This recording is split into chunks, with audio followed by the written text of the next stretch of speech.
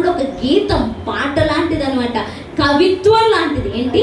కవిత్వం లాంటిది. ప్రేమతో నిండుకున్న మనసు అంట ఎప్పుడు కూడా కవిత్వాన్ని పలకటానికి ఇష్టపడుతుందంట.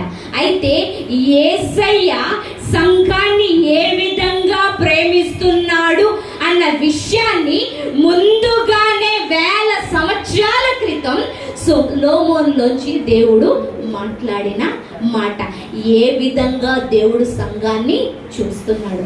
సంధ్యారాగముచ్చు పట్టుచు చంద్రబింబమంత అందము గలదై, సూర్యుని అంత స్వచ్ఛమును కలలు గలదై, వ్యూహిత సైన్య సమభీకరణ రూపిణియగు ఈమె ఎవరు అంటే, ప్రేమలొలుకుతూ, ప్రేమను పంచుతూ, ప్రేమలో లీనమైపోతున్న సంఘము. ఏంటి? ప్రేమలో లీనమైపోతున్న సంఘము. ఎలాంటి మచ్చ డాగు లేకుండా, ఏ విధమైన దోషము కలంకము లేకుండా, సూర్యుడి అంత స్వచ్ఛముగా నిగనిగలాడుతున్న సంఘము. అదే కాకుండా వ్యూహిత సైన్య సమభీకరణ రూపిణియగు